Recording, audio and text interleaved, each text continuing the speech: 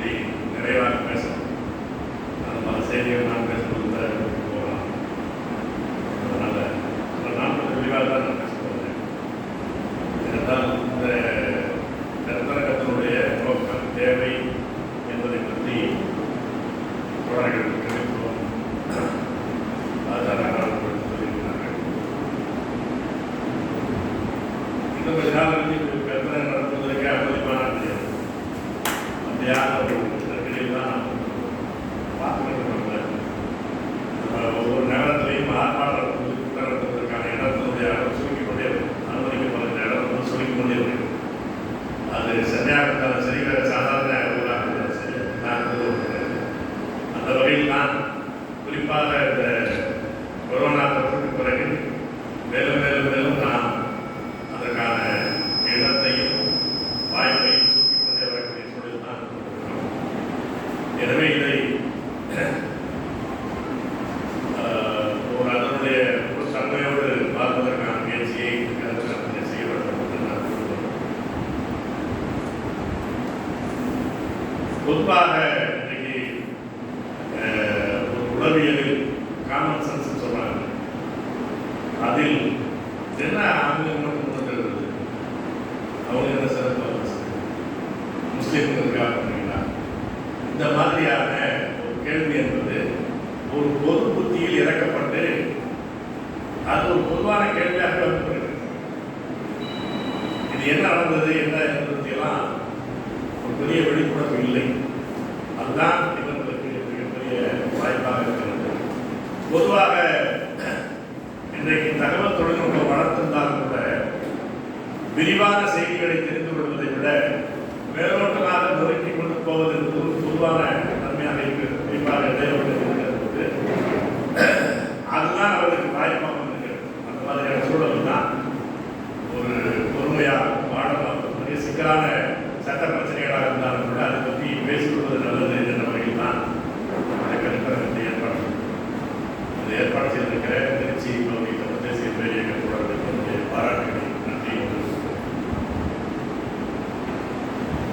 காஷ்மீர் என்றைக்குமே இந்தியாவின் பகுதியாக இருந்ததில்லை என்ற உண்மையை கூட பலருக்கு தெரியும். அதனால் பாடப்புத்தகத்தில் சொல்லப்படுவதில்லை. அரசியல் கூட்டங்கள் அரசியல் பேசுகிற இடம். நீங்கள் ஒரு காலத்தில் தமிழ்நாட்டினுடைய கிராமங்களில் தான் கட்சிகள் மன்றங்கள் நடத்தினார்கள், படிப்பகங்கள் நடத்தினார்கள். அந்த படிப்பகங்களிலே பல பேருடைய ஏடுகள் பத்திரிகைகள் வரும். அந்த படிப்பகங்களிலே மாலை நேரத்திலே அரசியல் விவாதம் நடக்கிற களமாக இருக்கும். திமுக நடத்தில இருந்தாலும் சரி, கம்யூனிஸ்ட் கட்சிகளாக இருந்தாலும் சரி, கிராமம் தோறும் வார்டுகள் தோறும் நகரங்களிலே அதற்கான களங்களை அமைத்திருந்தாங்க. இன்றைக்கு அப்படியான செய்தியாக அரசியல் களம், அரசியல் கட்சி அல்ல, அரசியல் கூட்டங்கள் அப்படி இல்லை. அரசியல் கூட்டத்தில் எப்படி அரசியல் தெரிந்து கொள்வதற்கான வாய்ப்பு. பல்கலைக்கழகங்கள் அரசியல் பேசக்கூடாது என்று கிட்டத்தட்ட எல்லாமே நின்றுட்டாங்க. இதற்கெல்லாம் வெளியில் தான் நாம் அரசியலை கொண்டு செல்ல வேண்டிய அவசியம் இருக்கிறது. அரசியல் சொன்னால் அரசியலை நடத்துவது என்ற அறிவி. நமக்கு அரசியல் சொன்னாலே கெட்ட வார்த்தை. அரசியல் பண்றான் சார் அப்படின்னா சூது பண்றாரு, பாலிடிக்ஸ் பண்றாரு சார் அப்படின்னா ஃப்ராட் பண்றாரு. அந்த மாதிரியான ஒரு அரசியல் என்பதற்கான பொருளையே அரசியல்வாதிகள் கற்று வைத்திருக்கிறார். ஆனால் மிக முக்கியமான அரசியல் செய்தியாக இது நாளைக்கு தமிழ்நாட்டுக்கு எந்த விதமான கேடுகளை விளைவிக்கும், தமிழ்நாடு என்ற தாயகமே நாளைக்கு நீடிக்குமா என்ற ஒரு அச்சுறுத்தலின் கீழ் தான் அதை பேசுகிறது. காஷ்மீருக்கு இன்றைக்கு வந்திருப்பது என்பது நாளைக்கு தமிழ்நாட்டில் வருவதற்கு நீண்டான ஆகாது. அதற்கான எல்லா கனவுகளும் தந்துவிடப்பட்டிருக்கிறது. சொல்வது போல நீதிமன்றத்தை நம்பினார்கள், உச்ச நீதிமன்றமும் அதை தாண்டி விடுகிறது. மோடி சொல்லாததையெல்லாம் சொல்லுகிறார். அப்படியான நிலையில் தான் என்ன வழி, இதற்கு மேல் என்ன செய்வது என்ற கவலையோடும் கூர்மையோடும் நாம் பேசுகிறோம். காஷ்மீர் என்றைக்குமே இந்தியாவுடைய ஒரு பகுதியாக இருந்ததில்லை, பிரிட்டிஷ்கார காலத்திலும் இருந்ததில்லை. அது இந்தியா பாகிஸ்தான், இந்திய ஒன்றியம் பாகிஸ்தான் என்ற பகுதியாக இருந்து நாடுகளாக சுதந்திரம் அடைகிற நேரத்தில் ஏதாவது இடத்துல சேர வேண்டும் என்று பல்வேறு அச்சுறுத்தப்பட்டார்கள். அந்த சூழலில் தான் இன்னொரு பக்கம் பல்வேறு நகராட்சி பகுதிகளில், அது ஹைதராபாத்துடைய நிஜாமாக இருந்தாலும் சரி, காஷ்மீரில் இருக்கக்கூடிய மக்கள் போராட்டமாக இருந்தாலும் சரி, அந்த மன்னராட்சியை ஒழிப்பதற்கான மக்கள் போராட்டம் ஒரு பக்கம் நடந்து கொண்டிருக்கிறது. அந்த ஜனநாயக விருப்பத்தை நேரு போன்றவர்கள் தனக்கு சாதகமாக கையாண்டு இந்தியாவோடு இணைந்து விட்டால் அந்த ஜனநாயகம் பாதுகாக்கப்படும், தனி உரிமை பாதுகாக்கப்படும் என்ற வார்த்தைகளை சொன்னார்கள். ஒரு பெரிய அரசு தனக்கு துணையாக இருப்பது தேவைதான் என்று கருதுகிற இயல்பான உணர்வு காரணமாக பல பேர் போனார்கள். நிஜாம் எதிர்த்த உழவர்கள் போராட்டம், கந்தசேரி தலைமையில் வந்த போராட்டம், அதெல்லாம் நீண்ட வரலாறு. அதெல்லாம் ஏன் அப்படி போனது, எப்படி அது ஏற்கப்பட்டது என்பதெல்லாம் மிகப்பெரிய வரலாறு. முதலில் போராடியவர்கள் பின்னால் சரணடைந்தார்கள், காட்டி கொடுத்தார்கள் என்பதெல்லாம் எல்லா இடமும் இருக்கு. அதுபோல இந்த டோக்ரா மன்னர்களுடைய ஆட்சியை எதிர்த்து ஜனநாயக உரிமைகளுக்காக ஷேக் அப்துல்லா தலைமையிலே காஷ்மீர் மக்கள் போராடி கொடுத்தார்கள்.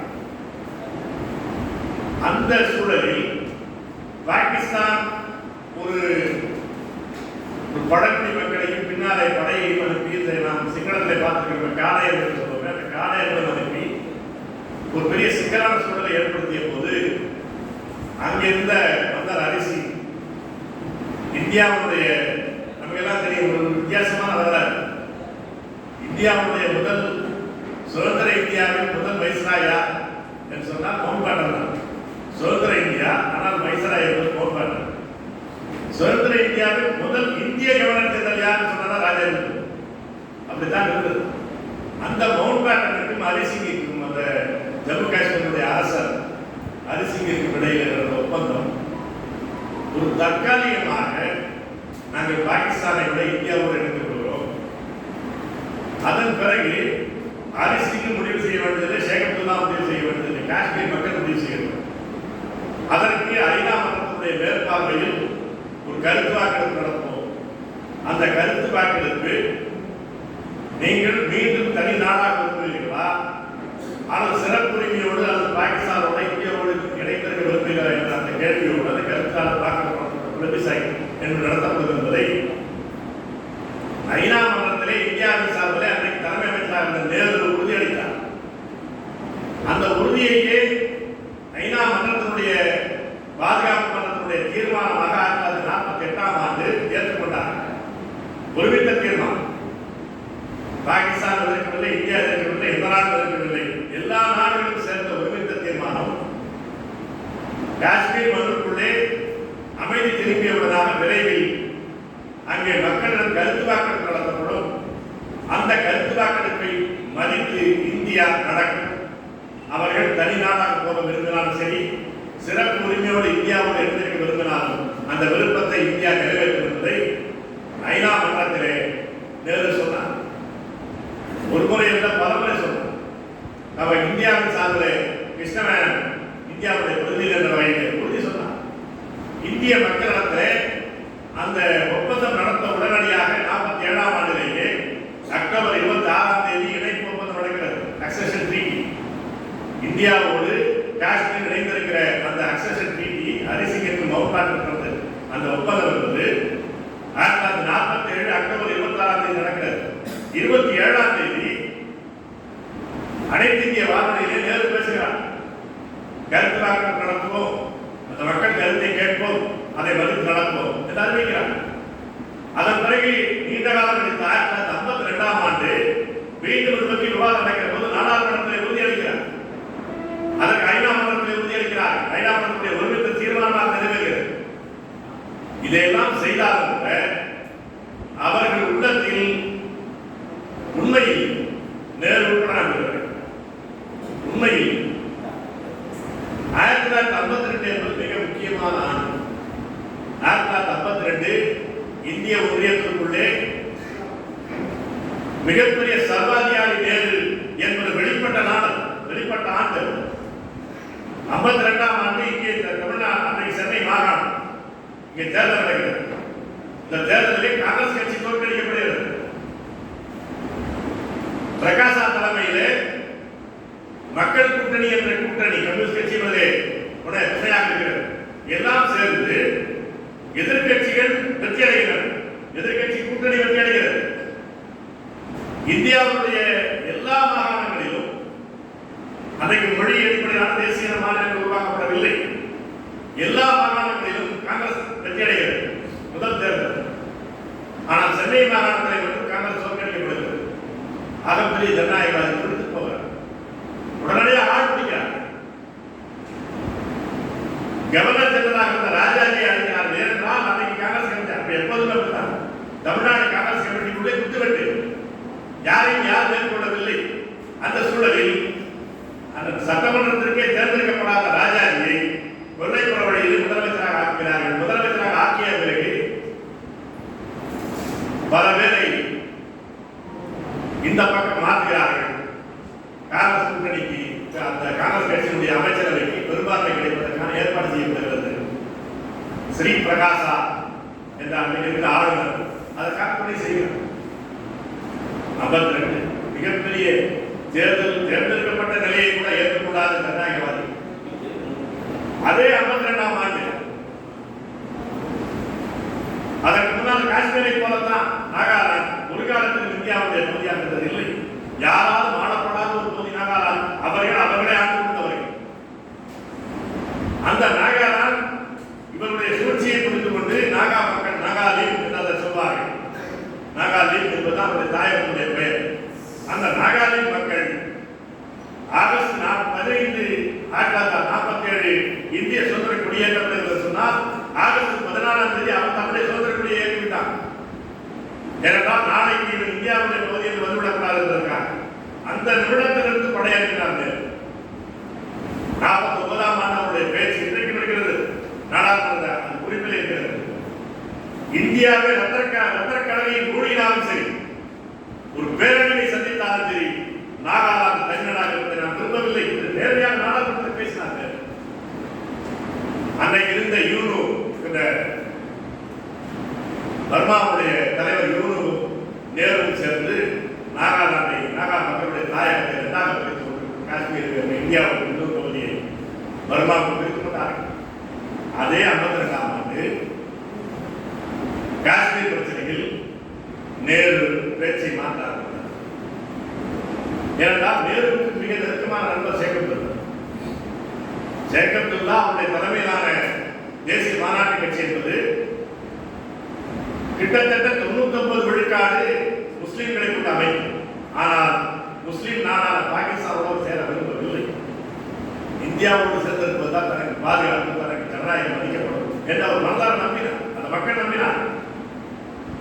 அவருக்கு நேருவோடு இருந்த நட்பு, காங்கிரஸ் கட்சி தலைவரோடு இருந்த உறவு அதற்கு ஒரு காரணமாக இருந்தது. காந்தி இடத்திலே போய் கேட்கிறார் சேகப்துல்லா, இதை நாளை பிறகு மாற்றிவிடக் கூடாது என்று ஒரு ஆண்டு தள்ளி போகிற போது அவர் கேட்கிறார். காந்தி சொல்கிறார், நீங்கள் நம்புங்கள், நான் காஷ்மீருடைய முஸ்லிம்களுக்கும் காஷ்மீரி இந்துக்களுக்கும் ஒரு வேறுபாட்டை நான் பார்க்கவில்லை.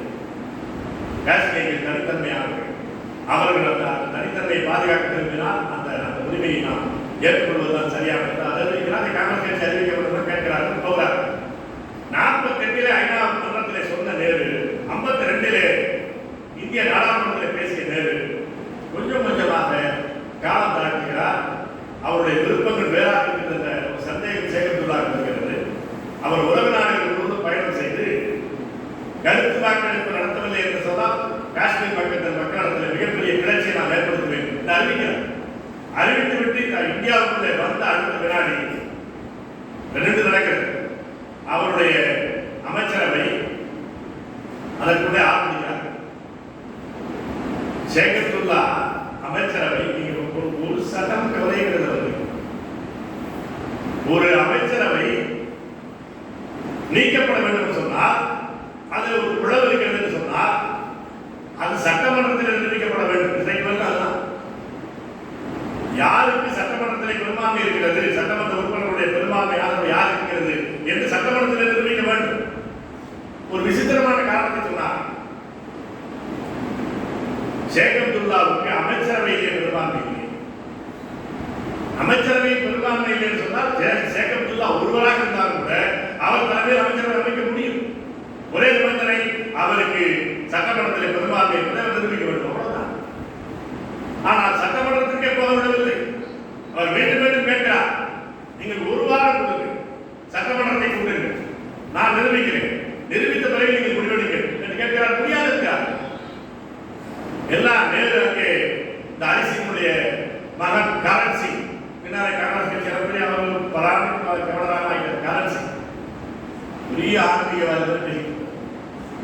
அவரை அன்றைக்கு அவருக்கு 22 வயசு.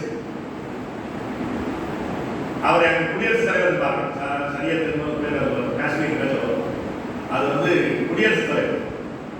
அங்கே இருக்கக்கூடிய சட்டமன்ற உறுப்பினர்களா தேர்வு செய்யப்படுகிறவர் தான் குடியரசுத் தலைவர். அது எப்படி இங்கே ஜனாதிபதி தேர்ந்தவர்கள் அது அந்த காஷ்மீர். அப்படி இருந்தவர் ஷேக் அப்துல்லாவுடைய அமைச்சரவை கொண்டு அவர் பெரும்பான்மையில் ஷேக் அப்துல்லாவை டிஸ்மிஸ் செய்தார். ஆனாலும் சட்டமன்றத்திலே அவர்களால் நிரூபிக்க முடியவில்லை. இவர்கள் வைத்த பஷீர் அவரை வந்து பொம்மையாக வைத்தார்கள். அவருக்கு சட்டமன்றத்தை கூட்டி அவரை அசைக்க முடியவில்லை. அடுத்த வினாடி ஷேக் அப்துல்லாவை சிறையில் எடுத்தார். ஷேக் அப்துல்லா இங்கே கொடைக்கானல் சிறையில் 12 ஆண்டுகள் வைக்கப்பட்டார். அவர் சிறையில் வைக்கப்பட்டதற்கு பிறகு அவரோடு அன்றைக்கு இந்தியாவோடு ஒரு தற்காலிக இணைப்பிலே காஷ்மீர் இணைகிறது, ஜம்மு காஷ்மீர் இணைகிறது. அந்த தற்காலிக இணைப்பு காலத்தில் கருத்து வாக்கெடுப்பு நடத்தி இறுதி முடிவை அறிகிற அந்த தற்காலிக இணைப்பு காலத்தில்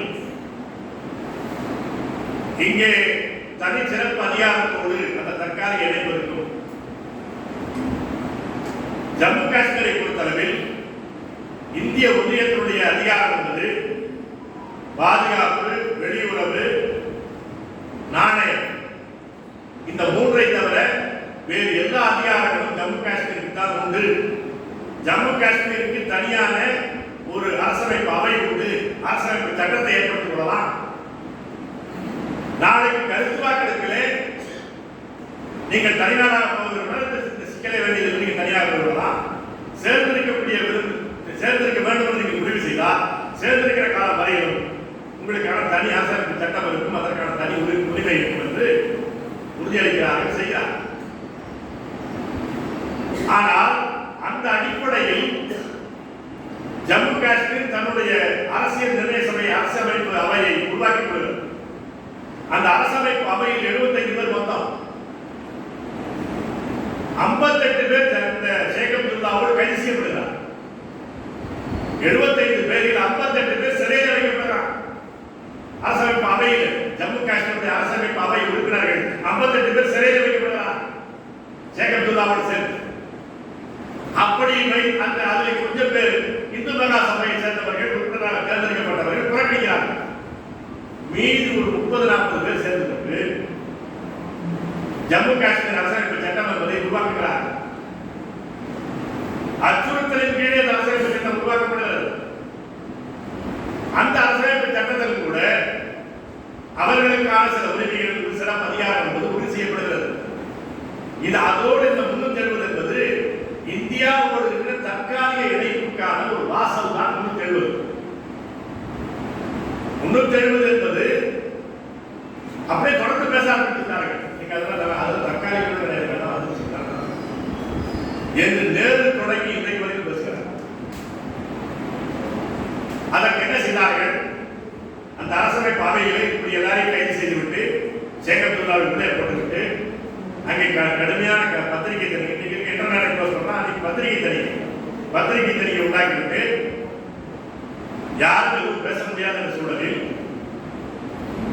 அவர்களுடைய வேண்டிய கையாட்களை வைத்து அந்த அரசமைப்பு சட்டத்தை நிறைவேற்றுவதால் அதில் முதல் உறுப்பு அது இந்திய அந்த ஜம்மு காஷ்மீருடைய அரசமைப்பினுடைய முதல் உறுப்பு ஆர்டிகல் 1, ஜம்மு காஷ்மீர் இந்தியாவுடைய பகுதியாக இணைந்து விட்டது என்றென்றும் இருக்கும்.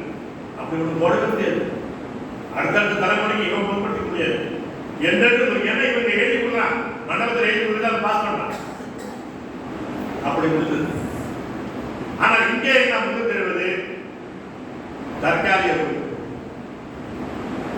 ஏன் இங்கே அவ்வளவு செல்லுபடியாக இங்கே அங்கே வைத்தது போல எல்லாம் வைக்க முடியாது. எனவே எப்படி அப்படிமான டான்ஸ் 370 தற்காலிக உறுப்பு என்று வைக்கிறார். அந்த 370 வைக்கப்பட்டதை எதிர்த்து சிறையில் இருந்து அறிக்கை விடுகிறார் சேகப் துல்லா. அவரோடு கைது செய்யப்பட்ட அவருடைய அடுத்த நிலையில் அந்த கட்சியில் இருந்த தலைவர் வலிக்கு 2 ஆண்டு இடைவெளி செய்யப்படுகிறார். அவர் வெளியிலே வந்து சேகப் துல்லா படத்தை வைத்துக் கொண்டு அவருடைய அங்கிருந்து சிறையிலிருந்து வரக்கூடிய கட்டுரைகளை வைத்துக் கொண்டு மிகப்பெரிய மக்கள் கிளர்ச்சி நடத்துகிறார். அந்த சூழலில் தான் சிறையிலிருந்து தற்காலிகமாக விடுதலை செய்து இவரை சேகப் துல்லாவுக்கும் நேருடைய ஆட்சிக்கும் உடன்பாடு ஏற்பட்டது. அந்த உடன்பாட்டின் அடிப்படையில் 35A என்பது 54ஆம் ஆண்டு சேர்க்கப்பட்டது வர்றாரு. ஆனாலும் கூட 370 என்பதிலே ஒரு முக்கியமான தன்மை இருக்கு. நாம் அந்த மீண்டும் இந்த விரைவாக இந்த செய்தி மோடி ஆட்சி நடந்த சிக்கல்களை பார்த்தோம். தொடர்ந்து சொன்னது போல 2019 ஆகஸ்ட் 5, 6 என்பது இந்த ஒரு தொடர்ச்சியான சதி திட்டத்தினுடைய உச்சபட்ச அரங்கேற்றம். எப்படி தொடங்குகிறாங்க?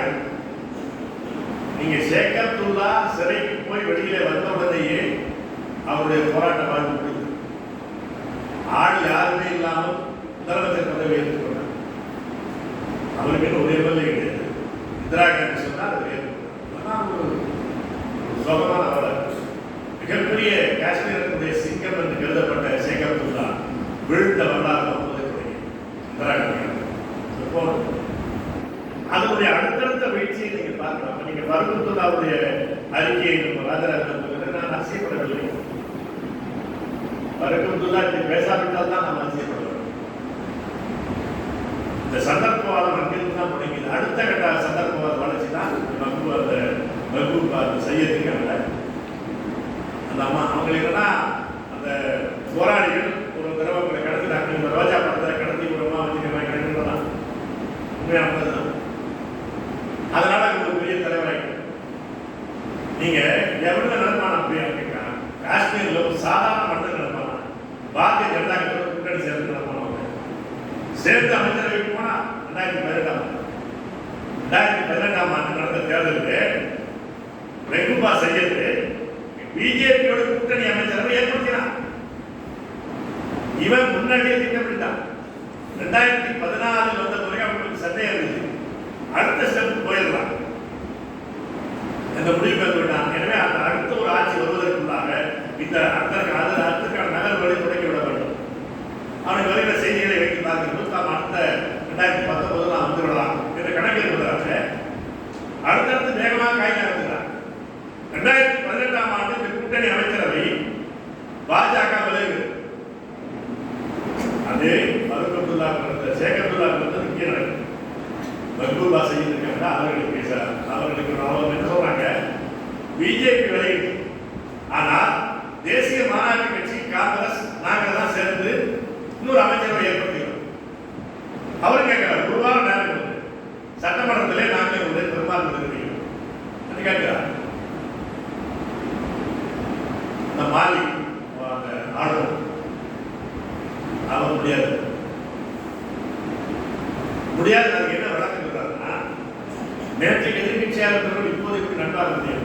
அதாவது அவசியம் சட்டத்தின் முன்னால அவனுக்கு மெஜாரிட்டியாக பார்க்கறது வந்துருக்காரு.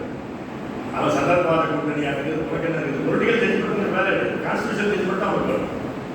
ஆனால் அந்த அம்மா அவர் சொன்னதுக்கு பிறகு அதை ஏற்கொள்ள முடியாது. 2018 ஜூன் மாதம் நீங்க அங்கே முதல்ல என்ன இருக்குன்னா, ஜம்மு காஷ்மீருக்கான ஒரு அரசமைப்பு சட்டம் இருக்கிறது. அந்த அரசமைப்பு சட்டத்தில் விதி 92 இருக்கு. அந்த 92 படி ஆட்சியை கலைக்கிறார். கவர்னர் ஆட்சியை கலைக்கிறார். சட்டமன்றத்தை கலைக்கிறார். சட்டமன்றம் இருந்தாலும் நீங்க நிரூபிக்கிற சட்டமன்றத்தை கலைக்கிறார். சட்டமன்றத்தை கலைக்கிறார். கலைச்சிட்டு கவர்னர் ஆட்சி, நீங்க குடியரசுத் தலைவர் ஆட்சி இல்லை, கவர்னர் ஆட்சி. அதற்கு தனி சட்டம். இந்த ஜம்மு காஷ்மீருக்கு தனியாக ஆளுநர் ஆட்சி பிறப்பித்துக் கொள்ள முடியும். அதற்கு விதி 92 இருக்கு. அந்த விதியின்படிதான் ஆளுநர் ஆட்சி பிறப்பிக்கப்படுகிறது, சட்டமன்றம் கலைக்கப்படுகிறது. ஆனால் அதற்கு ஒரே சிக்கல் என்றால் 6 மாதத்திற்கு மேலாக ஆளுநர் ஆட்சியை நீடிக்க முடியாது. விதி 92 அதுதான். காஷ்மீர் ஜம்மு காஷ்மீர் சட்டத்தில் காலவரையை நீடிப்பதற்கு வாய்ப்பு இருக்கு. 6 மாதம் தான் அதுக்கு அதிகபட்சம். 6 மாதம் முடிவடையும். 6 மாதம் முடிவடைந்த உடனாக மோடி ஆட்சி என்ன செய்கிறது? குடியரசுத் தலைவர் ஆட்சி இருக்கிறார். விதி 356 ஜம்மு காஷ்மீருடைய 92 ஆய்வு முடிவு, அதனுடைய ஆபரேஷன் முடிஞ்சு 6 மாசம். அதனால இந்திய அரசியல் சட்டத்தினுடைய 356 படி அங்கே குடியரசுத் தலைவர் ஆட்சி அமர்த்தப்படுகிறது. குடியரசுத் தலைவருடைய கீழ்நிலை அதிகாரியாக ஆளுநர் மாற்றப்படுகிறது. அப்படிதான் சட்டம் 356 தான். அதுவும் கூட என்ன பிரச்சனை என்றால் 6 மாதம் தான் வெளியே 356 கூட 356 எமர்ஜென்சி பவர்ஸ், ஒரு அவசர கால நெருக்கடி கால ஒரு அதிகாரம். சட்டத்தின்படி அங்கு ஒரு ஆட்சி நடத்த முடியவில்லை. சட்டத்தினுடைய ஆட்சியை மீட்கிற வரையிலும் ஒரு தற்காலிக காலத்துக்கு இப்படியாக ஒரு நேரடி ஆட்சி நடத்துகிறோம் என்பதுதான் அது 356. ஒரு 6 மாதத்துக்கு 6 மாதம் நீடிக்கிறோம். அவ்வளவுதான். ஒரு ஆண்டுக்கு பிறகு நீடிக்க முடியும். ஒரு 6 மாதத்துக்கு பிறகு 6 மாதம் நீடித்தார். ஜூலை மாதம் 2018 ஜூலை மாதத்தில் பிறப்பித்தது. பிறகு டிசம்பர் மாதம் 19ஆம் தேதி திரும்பவும் நீடித்தார்கள். 2019 2019 ஆகஸ்ட்ல அந்த 5/6 அந்த நிகழ்ச்சி நடத்தினார். ஆனால் இது மீண்டும் நாளைக்கு ஒரு தேர்தல் நடத்த வேண்டியிருக்கும். அதனால தேர்தல் நடத்த சட்டமன்றத்துக்கு யார் வந்தாலும் ஜம்மு காஷ்மீரில் எவ்வளவு கேடு கட்டவன் வந்தாலும் 370 நீக்கம் என்பதற்கு அந்த சட்டமன்றம் ஏற்காது, அந்த அமைச்சரவை ஏற்காது. அதற்காகத்தான் அந்த மாநிலத்தை காலி செய்கிறார். நீங்கள் மாநிலம் என்ற நிலையில் வைத்துக் கொண்டிருந்தால் இந்த 356 ஆண்டு ஆயுசு என்பது 6 மாதம் முடியும். அதை ஒன்றிய பகுதியாக மாற்றி அறிவித்துவிட்டால் இந்த வரைக்கும் என்ன டைரக்ட் ரூல் யூனியன் டெரிட்டரி, நேரடியான ஆட்சி பகுதி அப்படி மாற்றிவிட்டார். 356 ஏன் ஒன்றிய பகுதியாக மாற்றப்படுவதற்கான விஷயம் தான். அப்படியே 5 ஆண்டு நீடித்து போறோம். எந்த இடத்துல நீங்க 5 ஆண்டு தான் கவர்னர் ஆட்சி வைக்க முடியும், குடியரசுத் ஆட்சி வைக்க முடியாது மாநிலத்தில். அது மாநிலமாக இருக்கவரை. எனவேதான் அது மாநிலமாக இருக்காமல் மாற்றிவிடும், ஒன்றிய பிரதேசமாக மாற்று. சரி, இந்த எப்படி நிறைவேற்றுகிறார்கள்? 370 என்ன சொல்கிறது? 370 3 பகுதி. 370 B, 370 sub class 1 sub class B. அது என்ன சொல்லுது? அந்த நீங்க ஒரு தற்காலிக இடைப்பு காலத்தில் 3 அதிகாரங்கள் தவிர மற்ற அதிகாரங்கள் தான் நம்ம மாநிலத்தில். இந்த 3 அதிகாரங்கள் வந்து நான் என்ன சொன்னேன்? ராணுவம், நாணயம், வெளியுறவு. இந்த 3 தொடர்பாக ஜம்மு காஷ்மீர் தொடர்பாக நீங்கள் இந்திய அரசை சட்டம் இயற்ற வேண்டும் சொன்னால் 371 பி என்று சொல்கிறது. அந்த அரசோடு கலந்தாய்வு செய்வது, கன்சல்டேஷன் சொல்றது. இஃப் யூ கன்சல்ட், அந்த கன்சல்டேஷன் என்பது இந்த 3 அதிகாரங்கள் ஏற்கனவே இணைப்பில் இருக்கிறது. அந்த 3 அதிகாரங்களை கொண்டது.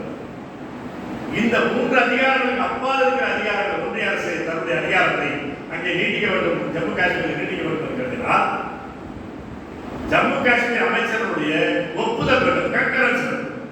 கன்சல்டேஷன் அண்ட் கன்கரன்ஸ், கலந்தாய்வு, ஒப்புதல். 370 நீக்கலாம் என்று சொன்னால் நீக்கலாம்.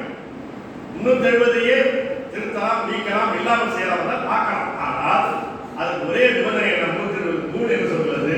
சர்க்கார் 370 ஆண்டுகள் நீங்க வந்து அங்க இருக்கக்கூடிய அரசமைப்பு அவையை முன்னாக கடந்தாச்சு. அதனுடைய பரிந்துரை அந்த வார்த்தையை படித்தேன். அது ரொம்ப உயிரான பிரச்சனை. The recommendation of the Constitutional Assembly of the State of Jammu Kashmir shall be necessary before the President issuing such notification. That is the 370 நீக்க notification. அது அனுப்பணும்னா அங்க இருக்கக்கூடிய ஜம்மு காஷ்மீருடைய அரசமைப்பு அவை, கான்ஸ்டிடியூஷன் அசம்பிளி, அந்த அரசமைப்பு அவையினுடைய முன் பரிந்துரை வரும், prior recommendation வரும். Without the prior recommendation you cannot act. Binding act. அதுல நீ என்கிறான் கோ ஃபர்தர். இப்படியாக 373 இருக்கிறது. இந்த பிரச்சனையை அதிசயமாக இந்த சதுர்ப்பு பெஞ்ச் சந்திக்கிறது. இந்த பிரச்சனை இதற்கு முன்னால் 3-4 வழக்குகளை சந்தித்திருக்கிறார். இதே போல 5 நீதிபதிகள் கொண்ட அரசமைப்பு ஆய்வு செய்திருக்கிறது. 1959 நான் சொல்றேன், 59 79 90 எல்லாத்தையும் ஆய்வு செய்து 5 நீதிபதிகள் கொண்ட ஆய்வு பண்ணோம். 370 நீக்க முடியாதது. Permanent article of constitution. ஏன் சொல்றான்? 1954ஆம் ஆண்டு நவம்பர் மாதத்தில் அந்த அரசமைப்பு அவை, ஜம்மு காஷ்மீர் அரசமைப்பு அவை தன்னுடைய அரசமைப்பு சட்டத்தை வெளியிட்டுவிட்டு தன்னைத்தானே கலைத்துக் கொள்வது, தன்னைத்தானே டிசால்வ் பண்ணி. இந்திய அரசமைப்பு சட்டத்தினுடைய அவை என்பது அதனுடைய வரலாறு வேறு. இந்திய அரசமைப்பு அவை கான்ஸ்டிடியூஷன் அசெம்பிளி ஆஃப் இந்தியா அது தன்னுடைய அரசமைப்பு சட்டத்தை அறிவித்துவிட்டு அட்ஜர்ன் சைலண்டாய் காலவரம்பத்தை ஒத்திவைக்கப்படுது. இன்னைக்கு வந்து அதுக்கு இருக்கிறது. இந்திய அரசமைப்பு சட்டத்தினுடைய அரசமைப்பு அவையினுடைய வரலாறு வேறு, ஜம்மு காஷ்மீர் அரசமைப்பு சட்டத்தினுடைய நிலைமை வேறு. இந்திய அரசமைப்பு சட்டத்தினுடைய அவை தன்னைத்தானே கலைத்துக் கொள்ளவில்லை, ஒத்தி வைத்திருக்கிறது, காலவரையை ஒத்தி வைத்திருக்கிறது. இன்றைக்கு ஒரு உயிர் இருக்கிறோம். நீங்க சட்டமன்றமோ நாடாளுமன்றத்தையோ அட்ஜர்ன் சைலண்டாய், அதுக்கு பிறகு இன்னும் காலவரையை திரும்ப அடுத்தது திரும்ப ஒரு கூட்டத்தை கூட்டி அது ஆரம்பம் ஜனாதிபதி பேசுற பிறகு அது திரும்ப அடுத்த செஷன் என்பது ஆகும். செஷன் அட்ஜர்ன் அப்படின்னு சொன்னா செஷன் அப்படியே இருக்குது. அது திரும்பவும் கவர்னர் உரையாற்ற வேண்டிய அவசியம் இல்லை. அட்ஜர்ன் சைலண்டாய் சொல்லிட்டா அது வந்து திரும்பவும் கவர்னர் ஜனாதிபதி பேசுறது, கூட்டத்தை உருவாக்கி பேசுறது தான் அவருடைய சட்ட நிலைமை. ஆனால் ஜம்மு காஷ்மீர் அமைச்சர் அரசமைப்பு அவை தன்னைத்தானே கலைத்து கொண்டு விட்டது. 373 ஆபரேட் ஆகாது. ஏனென்றால் நீங்கள் அரசமைப்பு சட்டத்தில் முன் பரிந்துரை பெறவே முடியாது. அதனால்தான் 3 தீர்ப்புகள், மிக முக்கியமான தீர்ப்புகள், 5 நீதிபதிகள் கொண்ட அரசமைப்பு ஆயம், உச்ச நீதிமன்ற அரசமைப்பு ஆயம் மீண்டும் மீண்டும் சொல்லிவிட்டது 370 is a become a permanent part of constitution. It has become a basic structure of constitution. கடைசி 97 வந்த 5 நீதிபதிகள் கொண்ட ஆயம் it has become a basic structure of constitution, essential feature of constitution சொல்லிட்டான். ஒரு அடிப்படை கட்டமைப்பாக மாறிவிட்டது அறிவித்தான். நீ 5 நீதிபதி பிரச்சனையா இருந்தால் இதை மனதில் வைத்துதான் அந்த ஒரு எழுத்தாளர் அம்மா முதல்ல அவங்க வழக்கு போட்டாங்க. அந்த அம்மாவை பிடிச்சி 6 மாசம் உள்ள வச்சு 6 மாசம் உள்ள வச்சுட்டு திரும்ப ரிலீஸ் பண்ணிட்டு அந்த அம்மா 6 மாசம் வீட்டுக்காரர் மட்டும் இல்லை, சீதாராம் யெச்சூரி வந்து மெடிசன் போடுறாரு. அவர் போய் வீட்டில் போய் பார்க்குறேன், மனு போடுற மாதிரி கேட்குறேன். நீதி நம்ம சிறையில் மனு போட்டு பார்ப்போம், அதெல்லாம் அவங்களுக்கு நடந்தது இல்லை. அவங்க வந்து ஒரு முதல் பரிசீலனை சொன்னாங்க, ஏற்கனவே 5 நீதிபதிகள் தான் முடிவு பண்ணாங்க. நீங்க வந்து 370 நீக்கம் என்ற ஒரு பிரச்சனையை விவாதிக்கணும். அடிப்படையாக 370 நீக்கம் என்பதை பற்றி பேசணும். அப்படியானால் 370 நிரந்தர உறுப்பு என்று 5 நீதிபதிகள் சொல்லிவிட்ட பிறகு இதை பற்றி விவாதிப்பதற்கு குறைந்தபட்சம் 7 நீதிபதிகள் கொண்ட ராஜர் சரிதானே? அன்னைக்கு இருந்த ரமணா பேச்சு அதெல்லாம் முடியாது. கமிட்டட் ஜுடிஷியரினா வருத்தப்படுறாங்க. கமிட்டட் ஜுடிஷியரி இவர் அவருக்கு இவருடைய அரசியல் முடிவுகளுக்கு வாக்கப்படுறாங்க. கமிட்டட் ஜுடிஷியரி நீங்க எப்படி நீங்க சாதாரண போறீங்க, மிக சாதாரண ஒரு காமன் சென்ஸ், பெரிய சட்ட அறிவு வேண்டியது. ஏற்கனவே 5 நீதிபதிகள் ஒரு தடவை 3 தடவை முடிச்சிட்டாங்க. 370 is a permanent structure, permanent feature of the constitution சொல்லிட்டாங்க. நீ 370 நீக்கிறத பத்தி விவாதம் போது குறைந்தபட்சம் 7 பேர் 11 பேர் வச்சுக்கணும். முன்னேற பார்க்க போனா 11 பேர் வச்சுக்கணும். அது நீங்க அது இல்ல 5 நீதிபதி. சரி, 5 நீதிபதி தன்னுடைய வரம்பை புரிந்து கொண்டு எதுல கரெக்டா சொல்றது ஸ்லீப்பிங் அடிக்கிறது. அப்ப முதல் தவறு 5 நீதிபதிகள் கொண்ட ஆயம் அமைத்தது முதல் தவறு. அடுத்தது என்ன? நீங்க 370 நீக்கிய முறை எப்படி பண்றாங்க? ஒரு சதித்திட்டம் பண்றாங்க. நீங்க ஏற்கனவே சொல்லிட்டீங்க, ஒரு வரிசையா பண்ணிக்கலாம். ஆகஸ்ட் 5ஆம் தேதி 2019 ஆகஸ்ட் 5ஆம் தேதி என்ன செய்யலாம்? 5/6 2 நாள் இந்த சதியுடைய உச்சபட்ச காய்ச்சல் ஆகஸ்ட் 5ஆம் தேதி என்ன செய்யலாம்? அதற்கு முன்னால ஒரு மாசமாகவே ஜம்மு காஷ்மீர்ல இன்டர்நெட் தடை, எல்லாரும் சிறைக்குள், எந்த பத்திரிகையும் கிடையாது, பத்திரிகை ஆசை கிடையாது. இந்த வெள்ளிக்கிழமை பிரேயர் மாஸ்க்கு வெளியில வந்தாங்கன்னா போலீஸ் பிடிச்சி வெளியே தெரியும், பிடிச்சி போயிடும். யார் மாஸ்கில் கூட முடியாது, வெள்ளிக்கிழமை கூட முடியாது, மிகப்பெரிய இருக்கு. இவ்வளவு படிக்கிறாங்க. இங்க நாடாளுமன்றத்துல தடத்தடத்தை அடிக்காங்க. ஒரு வித்தியாசமான 373 என்பது அரசமைப்பினுடைய உறுப்பு, பார்ட் ஆஃப் கான்ஸ்டிடியூஷன் ஆர்டிகல். இது ஒரு சாதாரண சட்டத்தினுடைய விதி அல்ல, அரசமைப்பு சட்டத்தினுடைய ஒரு கூறு, ஒரு ஆர்டிகல் 373 என்பது. 370 வரும்போது 373 வரணும். அப்ப 3 என்ன சொல்றது? அந்த அரசமைப்பு அவையினுடைய ஒப்புதல் இல்லாமல், முன் பரிந்துரை இல்லாமல் இதுல கை வைக்க முடியாது. அங்க அப்படி ஒரு அரசமைப்பு அவை இல்லை. இது எப்படி கேட்டப்படுறாங்க? 373 ஒரு விளக்கம் இந்திய அரசமைப்பு சட்டத்தை. இப்ப எல்லா சட்டத்திலையும் என்னன்னா முதல் கிளாஸ் வந்து டெபினிஷன் கிளாஸ். எல்லா சட்டத்திலையும் நீங்க பார்க்கணும். இதுல வந்து நீங்க ஒரு காவிரி மேலாண்மை ஆணையம், இந்த அத்தாரிட்டினா என்ன பேரு, அந்த ஆணையர்னா அவங்க என்ன அதிகாரம், ஆணையர்னா யாரை கொடுக்கணும், இந்த மாதிரியான அதுல வரக்கூடிய முக்கியமான டெக்னிக்கல் டேர்ம்லாம் விளக்கம் இருக்கும். இந்த டெபினிஷன் கிளாஸ் சாதாரண எல்லா சட்டத்திலையும். அரசமைப்பு சட்டத்தில் என்னன்னா அதற்கு உறுப்பு 367. 367 என்பது விளக்கம் வியாக்கியானம் சொல்லக்கூடிய பிரிவு. அந்த வியாக்கியானம் சொல்லக்கூடிய பிரிவில் என்ன மாத்திராங்கன்னா, எங்கெல்லாம் ஜம்மு காஷ்மீர் அரசமைப்பு அவை கான்ஸ்டிடியூஷன் அசம்பிளி என்று வருகிறதோ அங்கே எல்லாம் ஜம்மு காஷ்மீர் சட்டமன்றம் என்று திருத்தி வாசிக்கிறோம். எங்கெல்லாம் கான்ஸ்டிடியூஷன் அசம்பிளி உள்ளதோ அங்கெல்லாம் ஜம்மு காஷ்மீர் அசம்பிளி வாசிக்கிறோம். விளக்கம் எங்கெல்லாம் அரசமைப்பு அவை இல்லாத, எங்கெல்லாம் அரசமைப்பு அவை என்று வருகிறதோ அங்கெல்லாம் ஜம்மு காஷ்மீர் சட்டமன்றம் திருத்தி வாசிக்கிறோம். விளக்கம் சரி, இவங்க சட்டமன்றம் இல்லை. அதனால என்ன 356 படி சட்டமன்றத்துடைய வேலையெல்லாம் நாடாளுமன்றம் இருக்கு. அங்க இருக்கிற அமைச்சரவை வேலையை இந்திய அமைச்சரவை செய்து தான் 356. எனவே இவரே முன்வைக்கிறார். உள்துறை அமைச்சரே இப்படி ஒரு விளக்கம் சொல்லலாம் அப்படின்னு முன்வைக்கிறார். ஆமா சரியா விளக்கம் சொல்லலாம் அப்படின்னு நாடாளுமன்றம் எழுது. இவனே சொல்லி இவனே எழுதுகிறான். பரிந்துரைப்பதற்கான ஒரு தனி அமைப்பும் ஏற்றுக்கொள்வதற்கான தனி அமைப்பும் இல்ல. பரிந்துரைக்கிறவரை ஏற்றுக்கொள்கிறவன், ஏற்றுக்கொள்வதை பிரகடனப்படுத்துகிறவன். அப்படியா 3 அப்படி பண்ண முடியாது.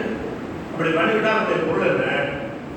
பெடரல் ஸ்ட்ரக்சர் இருக்கு, கூட்டாட்சி முறைக்கு இல்லை. கூட்டாட்சி முறைகளுடைய அடிப்படை என்ன? மாநிலமும் ஒன்று இருக்கணும், ஒன்றியமும் ஒன்று இருக்கணும், அதுக்கு ஒரு அதிகாரம் இருக்கு, இதுக்கு அதிகாரம் இருக்கணும், 2 பொது அதிகாரங்களுக்கு போகலாம். இந்த 2 அதிகாரங்களின் அடிப்படையில் அவரவர்கள் தனித்து சுதந்திரமாக செயல்பட வேண்டும். இதுதான் கூட்டாட்சி பேர். நீங்க இந்த மாநிலமே இல்லாம ஆக்கலாம். 356 ஒரு முக்கியமான பிரச்சனை என்ன? அது நான் முதல்ல சொல்றேன், emergency clause, emergency article, emergency power. 356 கீழே ஒரு ஆட்சியை கிடைத்தது சொன்னால் அது ஒரு தற்காலிக ஏற்பாடு. ஒரு ஆண்டுக்கு பிறகு அங்கே தேர்தல் நடத்தணும். தேர்தல் நடத்தி அதில் உருவாக்கக்கூடிய சட்டமன்றம், முக்கிய சட்டமன்றம், இந்த ஆளுநர், இந்த குடியரசுத் தலைவர் ஆட்சி இருந்த காலத்தில் என்னென்னலாம் சட்டம் இயற்றப்பட்டதோ அனைத்து சட்டங்களையும் கூட ரத்து செய்யலாம், மாற்றலாம். அப்படி இருக்கக்கூடிய ஒரு தற்காலிக ஏற்பட்ட 357 என்பது அல்ல. 357 சப்ளாஸ் 2 என்ன சொல்லுதுன்னா, நீங்க குடியரசுத் தலைவர் ஆட்சி சட்டம் ஒரு மாநிலத்தில் பிறப்பிக்கப்படுகிற போது அந்த குடியரசுத் தலைவர் ஆட்சி காலத்தில் பிறப்பிக்கப்படக்கூடிய சட்டங்களை பிறகு ஒரு ஆண்டுக்கு பிறகு வரக்கூடிய தேர்ந்தெடுக்கப்படக்கூடிய சட்டமன்றம் மாற்றி அமைக்கப்படக்கூடிய வாய்ப்பு வழங்கப்பட வேண்டும். இப்ப நீங்க என்ன பண்ணீங்க? அந்த மாநிலமே இல்லை, இது irreversible change, மாற்ற முடியாத மாற்றம், irreversible change. அப்படி ஒரு பண்ண முடியாது. 357 அதை தடுத்து கவலை ஒரு விளக்கம். நீ 373 சட்டமேல நடத்தினா கூட என்ன செய்யணும்னா 368 கீழ் தான் 368 என்ன அரசமைப்பு சட்டத்தில் திருத்தங்கள் மாற்றங்கள் செய்யக்கூடிய ஒரு அமெண்ட்மெண்ட் கிளாஸ். ஆர்டிகல் 368 என்பது என்ன அமெண்ட்மெண்ட் கிளாஸ். இந்த அமெண்ட்மெண்ட் ஆஃப் சேஞ்ச் எல்லாமே என்ன சொல்றோம், திருத்தி கொள்ளலாம், மாற்றி கொள்ளலாம், எதுவுமே ஒரு உறுப்பே இல்லாம இருக்கு.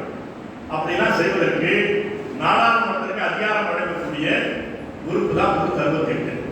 ஆனா அதுக்கு ஒரு வழிமுறை சொல்லுங்க. இருக்கிற நாடாளுமன்ற உறுப்பினர்களில் அந்த விவாதம் நடக்கிற போது ஆஜராகி வாக்களிக்கிற உறுப்பினர்களில் பிரசன்ட் அண்ட் ஓட்டிங்ல 2/3 3 பங்கு பெரும்பான்மை. அப்படி இருந்தால் கூட மாநிலங்களவையிலும் மக்களவையிலும் அப்படி 3/2 பங்கு பெரும்பான்மையோடு நீங்கள் முடிவு செய்தால் கூட அந்த முடிவுகளில் மாநில அதிகாரம் தொடர்பானதாகவோ நீதிமன்ற அதிகாரம் தொடர்பானதாகவோ இந்த அதிகார பட்டியலில் வரக்கூடிய மாற்றங்கள் தொடர்பானதாகவோ நீங்கள் மாற்ற விரும்பினால் அப்படி மாற்றம் செய்வதை 50 விழுக்காட்டுக்கு குறையாக இருக்கக்கூடிய மாநில சட்டமன்றங்களில் ஒப்புதல் பெற வேண்டும். 22 மாநிலங்கள் இருக்குன்னா 11 மாநிலங்களாவது அவர்கள் சட்டமன்றத்தில் ஒப்புதல் அளிக்கும். இதான் 368. இதில் தான் எமர்ஜென்சி காலத்தில் இந்திரா காந்தி சப்காஸ் கோ சப்காஸ் ரைட் செஞ்சாங்க. கரைவந்த நீதிமன்றத்தை க்ளோஸ் பண்ணாங்க. இதற்கு இடையே இந்த பிரச்சனையில் பாப்பா பவன் அவர்கள் பேசுறது நான் மிக முக்கியமான ஒரு சில செய்திகளை நான் பேசுறதுக்கு தான் நான் சொல்றேன். நீங்க 368 ஏன் முக்கியமானது? கேசவானந்த பாரதி வழக்குன்னு தெரியும். வழக்கறிஞர்களாக கேசவானந்த பாரதி வழக்குன்னு தெரியும். 1973 தீர்ப்பு நல்லா வாய்ப்பு தெரியும். 13 நீதிபதிகள் கொண்ட ஃபுல் பெஞ்ச் கொடுத்த தீர்ப்பு. 13 நீதிபதிகளோட ஃபுல் பெஞ்ச் கொடுத்த தீர்ப்பு. அந்த தீர்ப்பில் இந்திய அரசியலமைப்பு சட்டத்தினுடைய மாற்ற முடியாத அடிப்படை கூறுகள் என்று சிலர் சொல்லுகிறார். இந்த மாற்ற முடியாத அடிப்படை கூறுகள் என்ன என்பது பற்றி அந்தந்த நீதிமன்றங்களுடைய விவாதத்தில் நடந்தது. ஒரு இன்ட்ரெஸ்டிங்கா ஒரே பெஞ்சில் கிருஷ்ணர் இருக்கிறாரு, பகவதி இருக்கிறாரு. கிருஷ்ணர் என்று சொல்றாருன்னா it should be representing the spirit of the amendment. இன்னும் அவர் என்ன சொல்றாருன்னா it should land in the amendment. இது ரெண்டு பேரும் பேசுறாங்க. அது கூட தான் அந்த தீர்ப்பு வருது.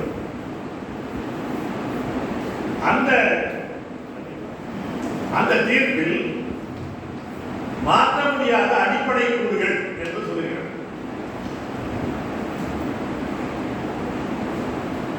இது மிக முக்கியமானது. அரசியலமைப்பு சட்டத்துல நீங்க ஏன் அப்படி வருது? அரசியல் நிர்ணய சபை சொல்றது அரசமைப்பு அவை.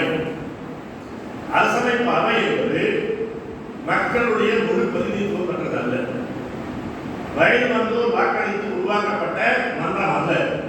நம்ம இந்திய அரசியலமைப்பு சட்டம் உருவாக்கின அரசியலமைப்பு மன்றம் கான்ஸ்டிடியூஷன் அது ரொம்ப வரம்பு.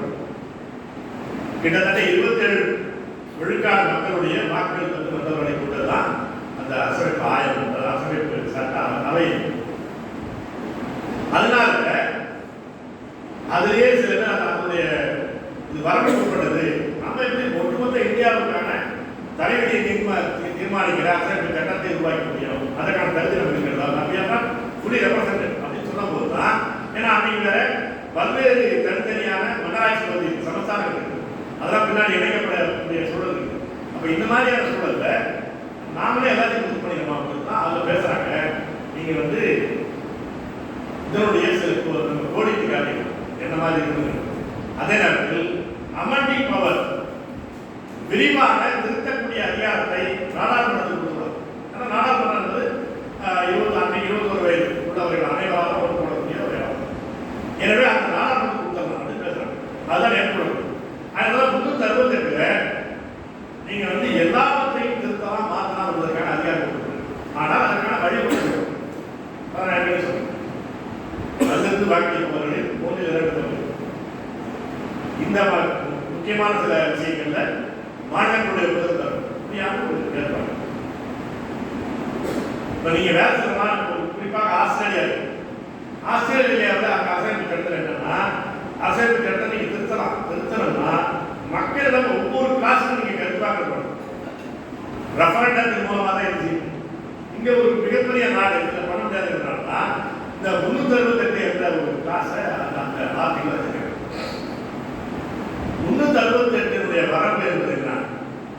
வழக்கறிஞர்களாக வந்திருக்கீங்க. நான் வந்து எப்படி வைட் ரீடிங் பண்ணுறது என்னுடைய அர்த்தத்தை 360I should be read with the preamble. இந்திய அரசியல் சட்டத்தினுடைய முகப்புரையில் என்ன சொல்லப்பட்டிருக்கிறதோ அதுதான் 368 வரம்பை சொல்லுது. 368 எல்லாத்தையும் திருத்தலாம், ஆனால் சிலவற்றை திருத்த முடியாது. எதை செக்யூலர், சோசியலிசம், ரிப்பப்ளிக், ஃபெடரல், இந்த மாதிரி இவைதான். இதெல்லாம் பின்னால கேசவானந்த வழக்கில் பேசிக் ஃபீச்சர்ஸ். இது மிக முக்கியமான செய்தி. இருக்காங்க இது நீங்க இந்த 368 வழியா 370 நீக்காம ஒரு 367 பிரிவுல விளக்கங்களுடைய கிளாஸ் உள்ளவங்க எங்கெங்கெல்லாம் ஜம்மு காஷ்மீர் அரசமைப்பு அவை கான்ஸ்டியூஷன் அசம்பிளியில் சொல்லப்பட்டிருக்கிறதோ அந்த இடத்துலலாம் சட்டமன்றம் ஏற்று கொடுக்கணும், திருத்தி கொடுக்கணும் சொல்றோம். சட்டமன்றம் தான் இல்லைன்னு கேட்டா நாடுகள் அப்படிங்கிறோம். முறைப்பதான் நாடுகள் ஏன்னா 356 எல்லா நேரம் பாராட்டுறது, எல்லா நேரமும் மத்திய அமைச்சர் நான் தான் இருக்கிறேன். இப்ப இது எல்லாத்தையும் எப்படி டீல் பண்றாங்க? இந்த சந்தர்ப்ப பேச்சு 370 கருத்து வாக்கெடுப்பு நடத்தாததை பற்றி கவலையப்படுது. அதான் முடிஞ்சு இல்லைங்க. குத்தியல் முறையில இது 370 மீதி மட்டும் தான் க்ளோஸ் பண்ணிருக்காரு. அவர் தான் சொல்றாரு it's a logical integration process தான் சொல்றாரு. அதனுடைய தனித்தன்மையை அடிப்பது என்பது ஏற்கனவே தொடங்கிவிட்டது, பல தூரம் போய்விட்டது. It's gone long way. It's a logical close பண்ணிருக்கீங்க. தற்காலிகம் என்பதுக்கான பொருள் என்னங்க? எவ்வளவு பெரிய பேச்சு பார்த்தாங்க. தற்காலிகம் என்பது நீங்கள் கருத்து வாக்கெடுப்பு நடத்துகிற வரையில் தான். தற்காலிகம் என்பது நான் கொடுத்துருவது நீங்க ரொம்ப நாள் ஆச்சு க்ளோஸ் பண்ணிக்கலாம். அப்படி முடியாது. 370 நீங்க க்ளோஸ் பண்ணா தனி நாடா மாறி அவ்வளவுதான். நீங்க அவன் தனி நாடாக சோதனை பண்ணிட்டாலும் 370 தேவையில்லை. அவன் காசு அவனுக்கு சொல்லணும். அந்த கேட்வே தான் 370 என்பது ரெண்டு நாடுகளையும் இணைக்கிற ஒரு இணைப்பதற்கான கேட்வே. அந்த நீ அவன் தனியா போராட சொன்னா கேட்வே க்ளோஸ் பண்ணிக்க அவ்வளவுதான்.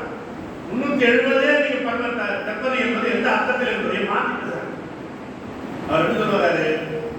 சட்டத்துக்கு தீர்ப்பு 916 கடைசியில் ஆபரேட்டிவ் கோர்ஸ் 914 ஏபிசி அவர் தீர்ப்பு சொல்றாரு. 916 பேராசம் மொத்தம் 460 பக்கம் இவங்க 3 மட்டும் 360 பக்கம் எழுதியிருக்காங்க. இந்த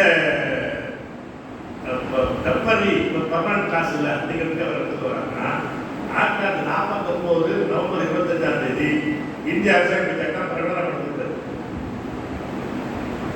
அதோட க்ளோஸ் எப்படி க்ளோஸ்?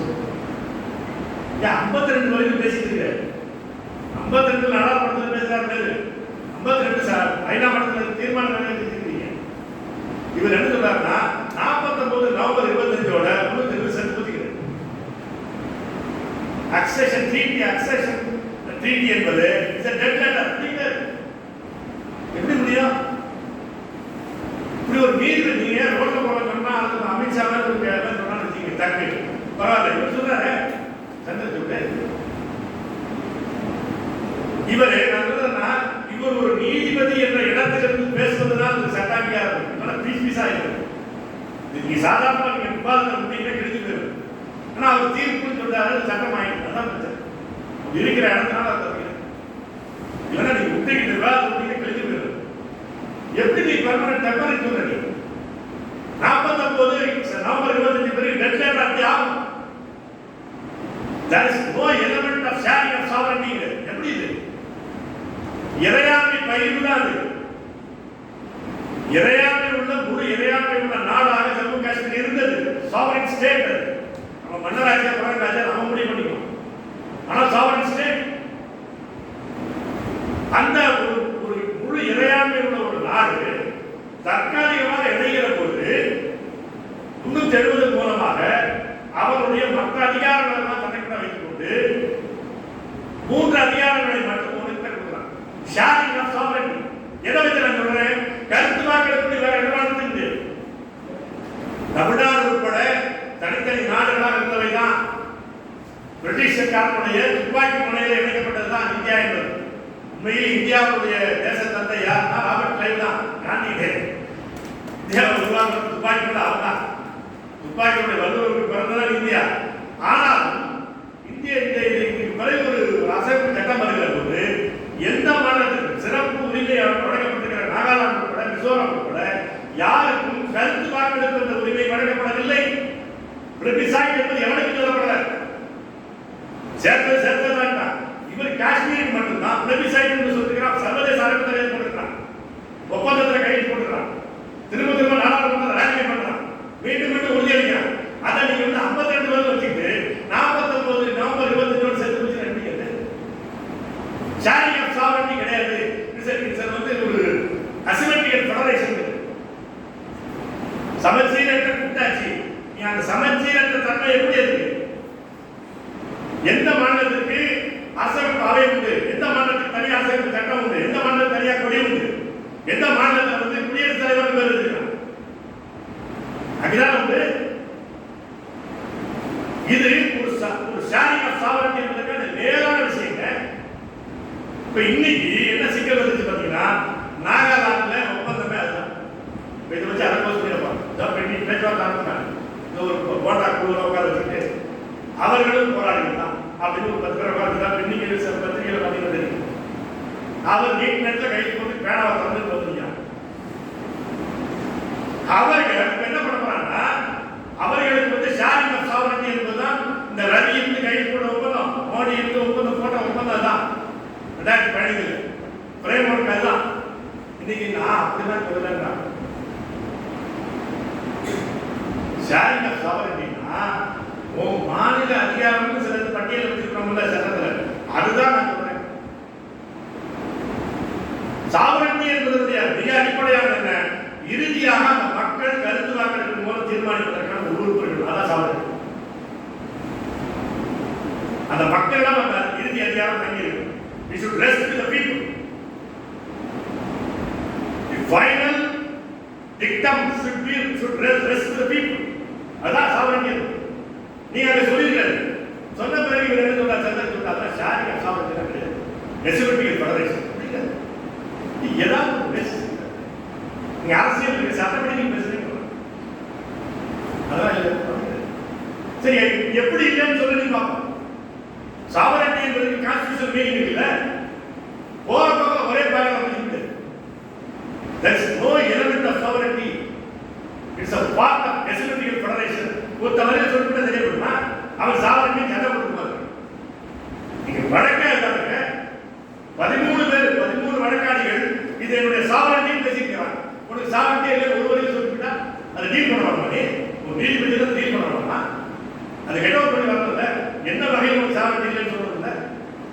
நான் என்ன அதுக்கு சொல்ல வர்றாரு? அதான் முன்னு தெரிஞ்சதுல பல கிளாஸை க்ளோஸ் பண்ணி வச்சிருக்கேன். எப்படி க்ளோஸ் பண்ணா? அரசியல் சூழ்ச்சி செய்யலாம், சேர்க்கறதுல உள்ள வச்சா அதெல்லாம் நம்ம அரசியல் விஷயம். ஆனால் சட்டத்தின் முன்னால் என்ன, அந்த அரசாங்க அவை ஏற்றுக்கொண்டிருக்கு, அந்த அமைச்சரவை ஏற்றுக்கொண்டிருக்கு, அந்த சட்டமன்றம் ஏற்றுக்கொண்டிருக்கு. மிரட்டி பணியை வச்சு ஏற்றுக்கொள்ள வச்சா என்பது நமக்கு தெரியும். ஆனால் சட்டத்தின் முன்னால் ஏற்றுக்கிட்டாங்க, கைது பண்ணாங்க. அப்படி இதில் கைது பண்ணுறாங்க.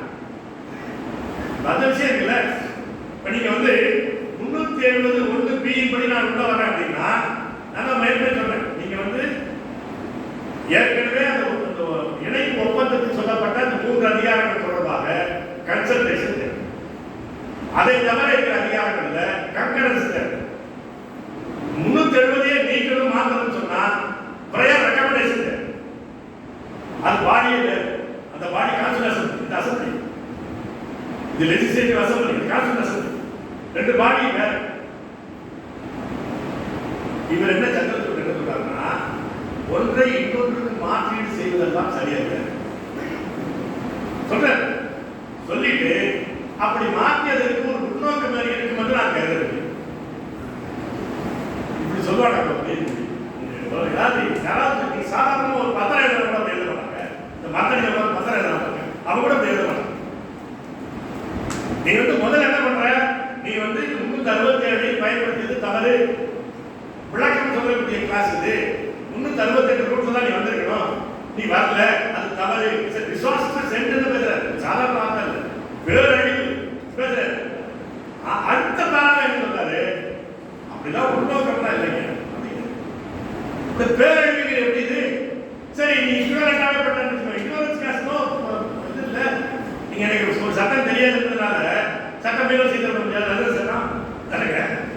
ஒரு கிரைமினல் சட்டம் எனக்கு தெரியாதுன்றதுனால ஒரு கிரைம் பண்ண முடியுமா? திருடினா தப்புன்னு தெரியாது, சட்டம் தப்புன்னு தெரியாது அப்படின்னு சொன்னா அவன் விட்டுருவானா? தெரியாமல் செய்தாலும் சட்டமீறல் தானே. அப்ப நீங்க வந்து நீங்க அப்படியே சொல்லல, உருவாக்கவில்லை. அடுத்தது என்ன,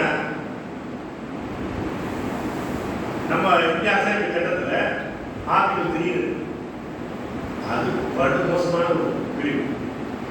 ஒரு மாநிலத்தை வச்சிருக்கலாம், உடைக்கலாம், மாற்றிடலாம், இல்லாமல் செய்யலாம். எல்லா வார்த்தையும் ஆர்டிகல் 3 எந்த ஒரு மாநிலத்தையும் இல்லாமல் செய்வது. ஆனா கடைசியா தூக்கு தண்டனை வச்சிருக்கலாம், வச்சுக்கிறாங்க. ஒரு வார்த்தை ஒரு கேட்கும், அவ்வளவுதான். அந்த சட்டமன்றத்திட்ட ஒரு கன்சல்டேஷன் நடத்தும், ஒரு கருத்து உரையாடல் நடத்தும். அந்த கன்சல்டேஷன் அவருடைய கருத்தை நீ ஏற்கனவே அவசியம் கிடையாது, ஆனால் கன்சல்டேஷன் நடத்தும். ஒரு சட்டத்துக்கு எடுத்துக்கிட்டோம்னா இந்த 3 கீழே தான் அந்த மாநிலத்தை எல்லாம் வைக்கணும். 2 ஒன்றிய பிரதேசம் வைக்கணும். அரசியல் சட்டம் 3 பயன்படுத்திட்டாங்க. ஏன் எனக்கு கேட்கவே இல்லை அப்படின்னு கேட்டாலே என்ன பைண்டிங் இருக்கிறது. நீ சொன்னாலும் அந்த கருத்தை நான் ஏற்றுக்க வேண்டிய அவசியம் இல்லை, நான் கேட்காம போறேன். இப்ப நான் ஒரு யதார்த்தமான சொல்றேன். இப்ப நான் வந்து சில வாதங்களையோ அந்த சில அவங்களுடைய மனத்தோடு உரையாடக்கூடிய வகையிலோ நான் பேசி ஏற்க வைப்பதற்கான ஒரு வாய்ப்பு இருக்காங்க. இப்ப நீங்க தண்டனை குறைக்கல சில அர்த்தம் நடக்குது. இந்த ஜட்ஜி போய் போய் பேசும்போது நான் ஒரு சிலரை கன்வின்ஸ் பண்ணிட்டோம்னா அவர் என்ன செய்யறாரு, ஒரே சட்டம் தான் இந்த அவ்வளவு யாரும் அப்படி ஒரு சான்ஸ் கொடுத்தாலும் நினைக்க முடியும். அப்படி ஒரு வாய்ப்பு ஏற்க முடியலன்னா நீ சொல்றது நான் கேட்கணும்னு அவசியம் இல்லை. இது ஒரு ஜட்ஜி சொல்ல முடியுமா? சொல்ற அவர் மேல உட்காந்துருக்கான் சொல்ற. இப்ப அது பிரச்சனை என்ன ஆகும், நீங்க வந்து மாநிலத்தை கேட்கலன்னா அது என்ன சொல்ல வராது, நீங்க தான் 356 மேல ஒரு மாநிலமே இல்லையா, ஒரு சட்டமன்றமே கிடையாது இல்லை, யார் கேட்கறது? நானே என்னை கேட்டுக்கொண்டேன். ஏன்னா ஒரு நேரத்தில் நான் 4ஆம் இருக்குது, நானே வேண்டாம் போய்விட்டேன். அப்படி ஒரு செய்ய முடியாது, அப்படி ஒரு செய்ய முடியாது. இதெல்லாம் இந்தியாக கொலை செய்கிற விஷயம், கொலை தண்டனை கொடுக்கிற விஷயம். அதுல போய் குறைந்தபட்சம் அவனை கேட்காம இது செய்ய முடியாது. இப்ப நீங்க அதை செஞ்சுக்கிறாங்க, நல்லா பயிற்சி நல்லா பண்ணிட்டு இது என்ன ஆகும், நாளைக்கு தமிழ்நாடு உட்பட எந்த மாநிலத்திலையும் ஒரு குடியரசுத் தலைவர் ஆட்சி பிறப்பிட்டு ஆர்டிகல் 3 படி இந்த மாநிலத்தை எல்லாம் பார்க்குறேன். ஏன்னா ஏற்கனவே சொல்லிட்டு நான் தெற்கு மண்டலத்தில் அவங்களுக்கு டாக்டர் இருக்கிறார், வடக்கு மண்டலத்துக்கு ஒரு டாக்டர் இருக்கிறார் இல்லையா. இவங்கெல்லாம் என்னன்னா எங்களுக்கு தனித்தனியாக தெற்கு மண்டலம் தனியாக பிரி, இந்த மண்டலம் தனியாக பிரி, தெற்கு மண்டலம் தனியாக பிரி கேட்டுக்கிறார். அந்த கோரிக்கைக்கு ஏற்ப நான் 3 ஒன்றிய பிரதேசம் பிரிச்சுட்டேன்னு சொல்லிட்டாங்க. என்ன வருது, ஏன்னா ஒரு ஆட்சியை கழிச்சிட்டு அந்த ஆட்சி அதிகாரம் வந்து குடியரசுத் தலைவர் ஆட்சியை அழைச்சிக்கிட்டு பண்ணிட முடியுமே. நீங்க தெளிவாக நம்ம வந்து ஊருக்கு பார்க்க தொடர்ந்து தான் பதவி வந்திருக்கீங்க. இந்திய அரசாட்சியில் எதிர்நிலையில் வைக்கப்பட்டிருக்கிற 2 சமூகம் தான். ஒன்று இந்தியா முழுவதும் இஸ்லாமியர்கள், அடுத்தது தமிழர். இந்த 2 தான் எதிர்நிலையில் சந்தித்துக் கொண்டிருக்கிற சமூகம். இது ஒழிச்சுக்கிட்டது தான் அடுத்த அஜெண்டா. அதை சொல்வதற்கான வேலையை இல்லை, அதுக்கு ஒன்று மாற்றி சொல்வது. ஏன்னா இவர் சொல்லிட்டு இருக்காரு, அவர் என்ன சொல்றாருன்னா இது வந்து 356 கீழே இருக்கும்போது மிஸ்யூஸ் பண்ணி மூளையை பயன்படுத்தி அந்த அமைச்சரவையை கேட்காம அந்த மாநிலத்தை கேட்காம போனது பற்றி ஒரு விவாதம் வரலாம். அது வந்து பின்னால் வேறு ஒரு வழக்கு விவாதத்துக்கு நடக்கக்கூடிய பணி. இந்த 360 367 டிசாஸ்டர்ஸ், 367 தான் வந்திருக்கணும். ஆனால் இது சரியா தவறா என்பதை பற்றி விவாதிக்க நான் விரும்பவில்லை. ஏனென்றால் துஷார் மேத்தா சார் ஜெனரல் இந்திய அரசாங்கத்துடைய தலைமை வழக்கறிஞர், நாங்கள் அந்த மாநில அரசு ஜம்மு காஷ்மீர் கொடுத்துருவோம், அதுக்கு தேர்தல் நடத்திடுவோம் அப்படின்னு உறுதியளித்திருக்கிறார். அப்படி ஒரு அண்டர்டேக்கிங் நீங்க எடுத்துக்கொள்ளவே முடியாது. கான்ஸ்டிடியூஷன் இருந்தால் நான் ஒரு அமைச்சரவை அந்த ஆட்சியினுடைய வக்கீல், நான் ஒரு பிபிங்கிறவர் என்னங்க, இந்த ஆட்சியினுடைய பிபி, அந்த சட்டமன்றத்துக்கான பிபி இல்லை. ரெண்டு வித்தியாசம் இருக்குல்ல. இறுதியாக முடிவு செய்ய வேண்டியது நாடாளுமன்றம். அந்த நாடாளுமன்றத்துக்கு சேர்த்து நீ அது வக்கீல் இல்லை. நாடாளுமன்றத்துக்கு எந்த வக்கீலும் கிடையாது, ஆட்சியாளருக்கு தான் வக்கீல் உண்டு. நீ மோடி ஆட்சிக்கு தான் வக்கீலே தவிர இப்போது இருக்கிற நாடாளுமன்றத்துக்கே நீ வக்கீல் கிடையாது. நீ எப்படி சொல்ற அதை பற்றி அவர் ஏற்கிறாரு? இவர் சொல்றாரு. நான் என்ன சொல்றேன்னா, அமித்ஷா நாடாளுமன்றத்தை சொல்றாருங்க, அதை ஏற்றுக்கொள்ள அவசியம் இல்லை. ஏன்னா இந்த நாடாளுமன்றம் இன்றைக்கு கூட காம்பல்சரி மாறலாம், நாடாளுமன்ற கருத்தே மாறலாம். சேர்த்திக்கலாம் நான் சொல்றேன், பண்ண முடியுமில்ல. இப்படி பண்ணா நீ எப்படி அதை பயிற்சிக்க பண்ண முடியும்? துஷார் மேத்தா கொடுத்துட்டாரு வாக்குறுதி, எனவே அதை நான் விவாதிக்க விரும்பல அப்படின்னு எப்படி அது? அப்படி ஒரு வாக்குறுதி கொடுப்பதற்கு அவருக்கு என்ன அதிகாரம்? அதை நீ ஏற்றுக்கொண்டாயே என்ன சட்டம்? பிரச்சனை இல்லையா? எந்த அரசாங்கத்துடைய வக்கீலும் அரசாங்கத்துக்கு தான் வக்கீல், சட்டமன்றத்துக்கு வக்கீல் கிடையாது. சட்டமன்றம் எந்த கட்சிக்காரனாலும் வேற ஒரு மாற்றி சொல்ல முடியும். நான் மாற்றி சொல்லப்பட்ட இதிலே நான் சொல்றேன். 370 மோடி ஆட்சி கொண்டு வந்தது. முதன்மை எதிர்கட்சி காங்கிரஸ். காங்கிரஸ் யூனிஃபைட் ஸ்டாண்டே கிடையாது. ஆகஸ்ட் 5ஆம் தேதி 6ஆம் தேதி கொரோனா உத்தரவு போட வேண்டிய அந்த காங்கிரஸ் கட்சியுடைய நாடாளுமன்ற கொரோனா 370 ஆதரவு 370 நீக்கத்தை ஆதரிக்கிறேன்னு போட்டு சொல்றாரு. இந்த 2 பேர் வாக்கு பண்ணி வெளியே விட்டான். இவரு இந்த காஷ்மீர்ல இருந்து வருவாங்க, காங்கிரஸ் கட்சி வெளியே விட்டாரு. குலாம் நபி ஆசாத் அவர் மட்டும் பூஜை பிடிச்சி பேசுறாரு. நம்ம பாசி நம்பரம் இப்படி இல்லாம அப்படி இல்லாம பேசுறது எல்லாத்தையும் எடுத்து பாருங்க. 370 நீக்கம் என்பதை விட அது நீக்கப்பட்ட முறைதான் தவறானது பேசுறது.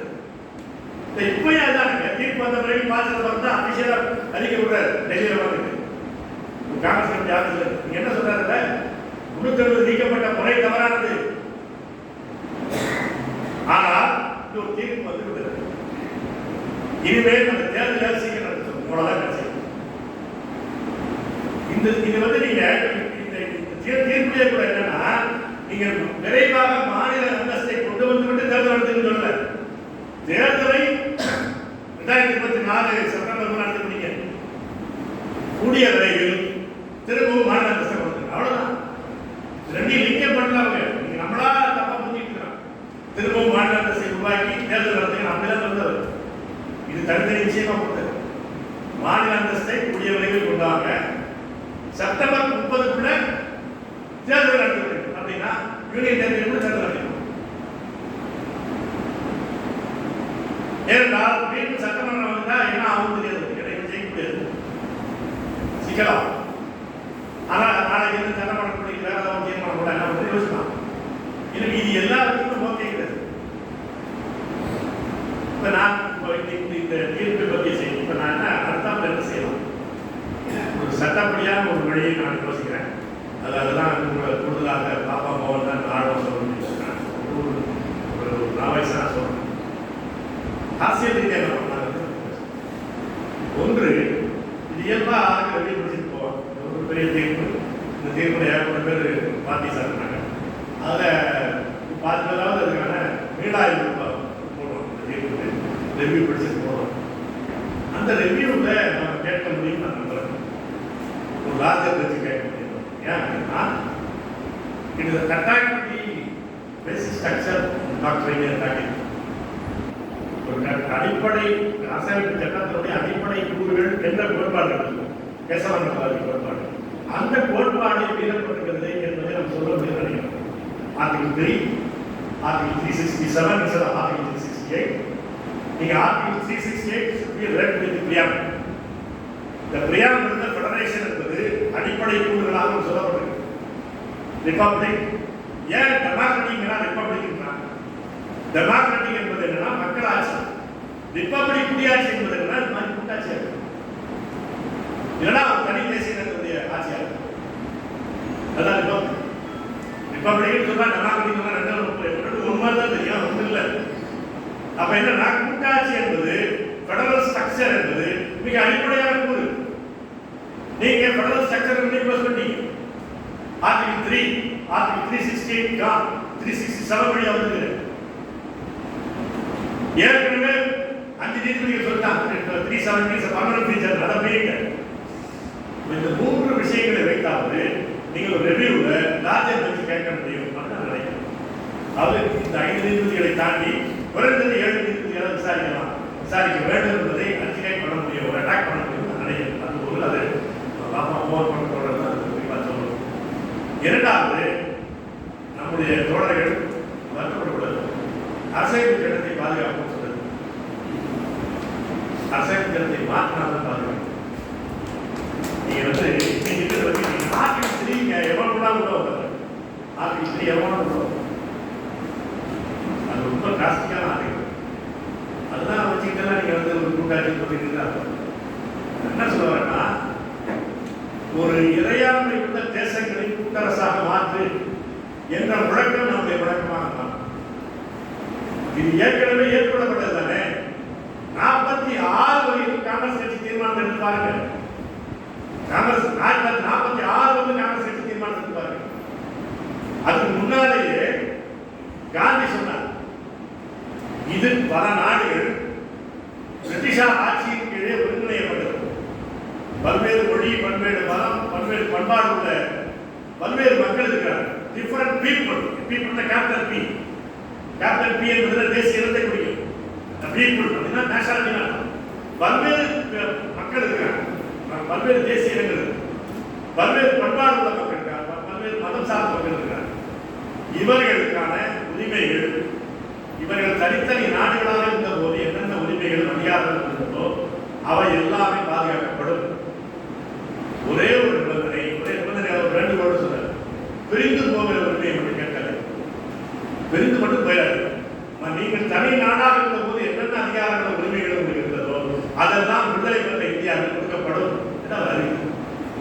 அதை பின்பற்றி தான் 1946 கான்ஃபெடரேஷன் தான் பேசினாங்க. ஃபெடரல் ஒரு சதன் இதெல்லாம் வந்து ஃபெடரேஷன் இருக்கும், எல்லாத்தையும் சேர்த்து ஒரு கான்ஃபெடரேஷன் கொடுப்போம். அந்த ஃபெடரல் யூனிட்டுக்குள்ள இந்த பிரின்ஸ்லி ஸ்டேட் எது இருக்குதோ அப்படி சேர்க்கணும் என்று இதெல்லாம் பேசுறாங்க. 46 தீர்மானம் எடுத்து பாருங்க, அதே 46 கம்யூனிஸ்ட் தீர்மானம் எடுத்து பாருங்க. ரெண்டுலேயும் கூட்டரசாக இருக்கும், இறையாண்மை உள்ள தேசங்களுக்கு கூட்டரசாக இருக்கும். கம்யூனிஸ்ட் கட்சியுடைய தீர்மானத்தில் பிரிந்தோம்னா கிரியேட் போட்டிருந்தாங்க. காங்கிரஸ் கட்சியின் தீர்மானத்தில் தனித்தனி தேசங்களுடைய உரிமைகள் எல்லாம் பாதுகாக்கப்படும். இந்த 3 அதிகாரங்கள் மட்டும்தான் ஒன்றிய அரசிடம் இருக்கும், மற்ற எல்லா அதிகாரங்களும் மாநிலத்தில் இருக்கும். ரெசிடியூவல் பவர்ஸ் உட்பட, புதிய அதாவது எஞ்சிய அதிகாரம் உட்பட. நான் உதாரணத்தில் வரனா, அன்னைக்கு இன்டர்நெட் ஒன்று கிடையாது, 47 இன்டர்நெட் பற்றிய பிரச்சனைகள் இப்போ வருது. இப்போ அந்த மாதிரி விஷயங்கள்லாம் எஞ்சிய அதிகாரங்கள் இருக்கு, அது எல்லாமே மாநிலத்தில் இருக்கும் என்பதுதான் காங்கிரஸ் கட்சி கொடுத்த வாக்குறுதி. பின்னால் எல்லாம் மாற்றப்பட்டது. அதை மீண்டும் கேட்போம். இல்லைன்னா என்ன ஆகும்னா, இருக்கிற அரசியல் சட்டத்தை பாதுகாப்போம் அப்படின்னா இது நீங்க என்ன வச்சீங்க, அம்பேத்கர் பேரை வச்சு க்ளோஸ் பண்ணிக்கலாம், அப்படிலாம் பேசிக்க முடியாது. நம்ம யாருமே சொல்லுங்க, எல்லாரும் சொல்லி எல்லாரும் அம்பேத்கர் சென்டர்ஸ் அதுக்கான சில நோக்கங்களை வந்து நான் அதுக்கு நான் பேசுறேன். சரியா தப்பாங்கிறதா தான் வேலை. ஆனால் அவங்களும் ஒரு அதுக்கு லாஜிக் வச்சிருப்பாரு, அந்த லாஜிக்கை நான் ஏற்றுக்கொள்ள அந்த செய்வேன். ஆனால் அதை வைத்துக் கொண்டு இவர் வந்து மொழி மாற்ற வேண்டாம், மாநிலங்களுக்கு கூட இந்தி தான் ஆட்சி மொழியாக சொன்னாரு, ஒற்றையாட்சி தன்மையாக அதிகமாக இருக்குன்னு சொன்னார். உண்மைதான். நீங்க கடைசியா வைட் ஆஃப் ஸ்பீச் என்ன 49 நவம்பர் 25 சொல்றாங்க, சந்திரன் சொல்றாரு. அதை ராஜேந்திர பிரசாத்துக்கு முன்னாடி தான் பேசுறாரு, வரைவு குழு தலைவர் வகையில் அவர் சொல்றாரு, இது வந்து கூட்டாட்சி இந்த காமத்துக்கு குறிக்க பேசுறேன். அப்ப அவர் ரொம்ப கடுப்படுத்தி பேசிட்டு நான் சொல்ற ஒரு அமைதியா இருக்கு அப்படின்னு சொல்லிட்டு பேசுறேன். இந்தியா ஒரு கூட்டாட்சி என்ற முழு அர்த்தத்தில் நினைக்காதீர்கள். இது அமெரிக்காவை போல தனித்தனி குடியரசுகளுடைய இணைப்பில் உருவாக்கப்படுதல்ல. Federation federal unit of separate republic இது கிடையாது. ஒப்பந்தத்தின் மூலம் உருவாக்கப்பட்ட நாடு அல்ல இது. ஏற்கனவே கிவன் ஸ்டேட் அண்டர் பிரிட்டிஷ் நம்ம எடுத்துக்கிட்டோம், அவ்வளவுதான். எனவே அப்படி சொல்லாதீங்க. இரண்டாவது, வேறு இடங்களில் பண்ணது மாதிரி மக்களிடம் அந்த இறுதி அதிகாரத்தை கொடுப்பது என்ற ஸ்ட்ரக்சர் நம்மளுக்கு கிடையாது. நான் பிரதிசை நம்மளுக்கு கிடையாது. எனவே இது அதிகமாக சென்ட்ரலைஸ்ட் யூனிட்டரி கேரக்டர் உள்ள ஃபெடரல் ஸ்ட்ரக்சர், அவ்வளவுதான். ஒற்றையாட்சி தன்மை மிகுந்திருக்கிற கூட்டாட்சி. அதனால்தான் இதை ஃபெடரேஷன் சொல்லாமல் ஒன்றியம் சொல்றோம். ஏன் ஃபெடரேஷன் சொல்லாம யூனியன் சொல்றோம்? இதெல்லாம் விளக்கி கொடுத்தா கடைசியா முடியாது. இந்த பேச்சு திருப்பி பற்றி பாருங்க. அவர் சென்ட்ரிஸ்ட். நீங்க அந்த பேச்செல்லாம் பற்றி தெரியும். நம்ம அதனால அது அவருடைய பங்களிப்பு மற்ற விஷயத்தை பரிச்சயம் ஏற்படல. அவருடைய வியூ அந்த வியூ மேற்கொள்ள அவசியம் இல்லை. இன்னைக்கு இருக்கிற சிச்சுவேஷன் பார்த்தீங்கன்னா அது அப்படியே விட்டீங்கன்னா அதை வச்சு நம்மள பொறுப்பு சொல்லுங்க. நீங்கள் தேசிய இனங்களுடைய இறையாண்மை பாதுகாக்கப்படுதுன்னு சொன்னா ஒன்றும் பண்ண முடியாது. ரெண்டு மருந்து வச்சு வச்சுங்க. இந்த கவர்னர் போஸ்ட் கங்கரன்ஸ் ஆனால் இந்த ரெண்டு வச்சுக்கிட்டாலே இந்த கூட்டாட்சி சொல்லுது. பொதுப்பட்டியல் வச்சுக்கிறது அவனும் வரலாறு சொல்ல வேண்டியது. அப்புறம் எக்ஸப்ஷனல் சிச்சுவேஷன்ல நாடா சட்டமன்றத்துக்கு கூட அதிகாரத்துக்குள்ளே நாடாளுமன்ற சட்டமே நான் சொல்லிக்க வேண்டியது. அப்புறம் என்ன கூட்டாட்சி இது? எனவே ஒரு உண்மையான கூட்டாட்சி அவர்கள் சொன்னா இறையாண்மை பகிர்வு இருக்கணும். இறையாண்மை உள்ள தேசங்களுக்கு கூட்டரசாக இந்தியாவை மாற்றி என்ற முழக்கத்தோடு நாம் போராடுகிற போதுதான் உரிமைகளை தக்க வைக்க முடியும். இந்த அரசியல் தளத்தில் இருக்கும் ரெவியூ பென்ஷன்ல நம்ம ஒரு ராஜ்யத்தை கேட்கிற வடிவத்திலும் நாம் ரெண்டு முனைகளும் போராட வேண்டும். அதை மீட்பது என்பது காஷ்மீரை மீட்பது என்பது தமிழ்நாட்டை தக்க வைப்பதற்கு மிக அடிப்படை